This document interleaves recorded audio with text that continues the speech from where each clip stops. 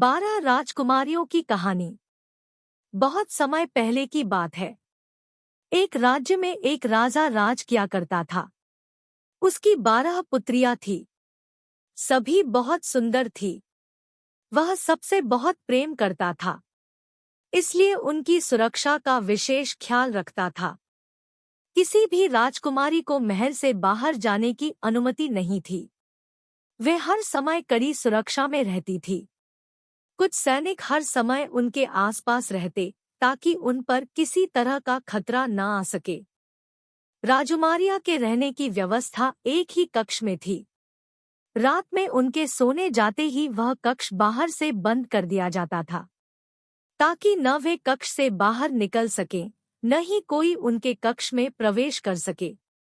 कक्ष के बाहर सैनिक तैनात रहते थे। लेकिन इतनी सुरक्षा के बाद भी जब राजा सुबह राजकुमारियों से मिलता तो उनके जूते फटे हुए होते थे। राजा हैरान रह जाता। पूछने पर राजकुमारियां कहती कि उन्हें भी नहीं पता कि उनके जूते कैसे फट गए। हर दिन राजकुमारियों के लिए नए जूते लेने पड़ते। हर दिन राजकुमारियों के जूतों का फटना राजा के लिए एक रहस्य बनता जा रहा था। वह चाहता था कि इस रहस्य का पर्दाफाश हो, इसलिए अपने स्तर पर उसने कई प्रयास किए, लेकिन सफल नहीं हो सका। अंत में उसने राज्य में यह घोषणा करवा दी कि जो व्यक्ति 3 दिनों में राजकुमारियों के जूते फटने के कारण का पता लगा लेगा, उसका विवाह उसकी मनपसंद राजकुमारी से करवा दिया जाएगा। साथ ही उसे राजा का उत्तराधिकारी भी घोषित कर दिया जाएगा। लेकिन इस कार्य में असफल रहने पर उसका सिर धड़ से अलग कर दिया जाएगा। यह घोषणा पड़ोसी राज्यों तक भी पहुंची और पड़ोसी राज्यों के राजकुमार इस रहस्य का पता लगाने राजा के पास आने लगे। राजा उन्हें राजकुमारियों के कक्ष के साथ वाले कक्ष में ठहराता ताकि उन्हें निगरानी करने में कोई असुविधा ना हो, लेकिन रात होते ही राजकुमार गहरी नींद में सो जाते और सुबह होने पर देखते कि राजकुमारियों के जूते फटे हुए हैं। कई राजकुमारों को रहस्य का पता न लगा पाने के कारण अपने प्राण देने पड़े। अब राजकुमार भी अपने प्राणों के भय से इस रहस्य का पता लगाने में हिचकने लगे। राजा निराश हो गया। उसे लगने लगा कि अब यह रहस्य सदा रहस्य ही बना रहेगा। उस राज्य के एक गांव में एक गरीब युवक रहता था। एक दिन जब उसने राजा की घोषणा सुनी तो वह राजकुमारी से विवाह के सपने देखने लगा। उसने सोचा कि गरीबी में जीवन यापन करने से अच्छा है कि इस रहस्य का पता लगाने में हाथ आजमाया जाए। सफल रहा तो राजकुमारी से विवाह के साथ साथ राज्य का उत्तराधिकारी भी बन जाएगा, अन्यथा इस गरीबी के जीवन से तो मृत्यु ही भली। अगले दिन उसने एक पोटली में उसने कुछ रोटियां बांध ली और पैदल ही राजमहल की ओर निकल पड़ा। बिना रुके वह चला जा रहा था। शाम तक उसे किसी भी हालत में राजमहल पहुंचना था।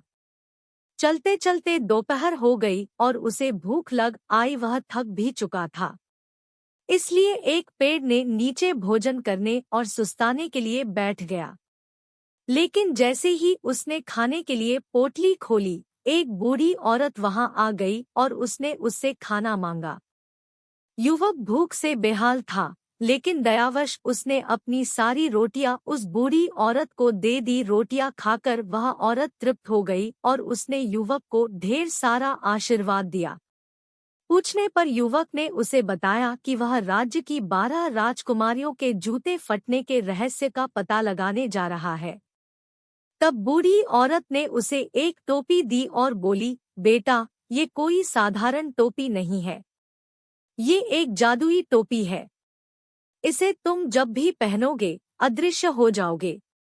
हो सकता है ये तुम्हारे काम आए। और हाँ, मेरी एक बात याद रखना, यदि राजकुमारियां तुम्हें कुछ भी खाने पीने को दे तो उसे मत खाना।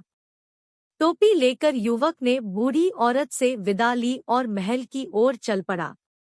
शाम होते तक वह महल पहुंच गया। महल के द्वारपाल द्वारा उसे राजा के समक्ष ले जाया गया। उसने राजा को अपने आने का प्रयोजन बताया। तो राजा के राजकुमारियों के कक्ष के निकट एक कक्ष में उसके रहने की व्यवस्था कर दी। रात में युवक अपने कक्ष में बैठा हुआ था कि सबसे बड़ी राजकुमारी शरबत लेकर उसके पास आई और उसे देते हुए बोली, मैं यह शरबत भेंट कर आपका महल में स्वागत करती हूँ। आपने ऐसा शरबत पहले कभी नहीं पिया होगा। इतनी सुंदर राजकुमारी को देख युवक कुछ कह ही नहीं पाया और बूढ़ी औरत द्वारा दी गई चेतावनी भूल गया। शरबत का गिलास हाथ में लेकर वह उसे एक बार में ही गटक गया। राजकुमारी मुस्कुराते हुए चली गई। राजकुमारी के जाते ही शरबत ने अपना असर दिखाया और युवक नींद के आगोश में समाने लगा। वास्तव में उस शरबत में नींद की दवा मिली हुई थी। रात भर युवक गहरी नींद में सोता रहा।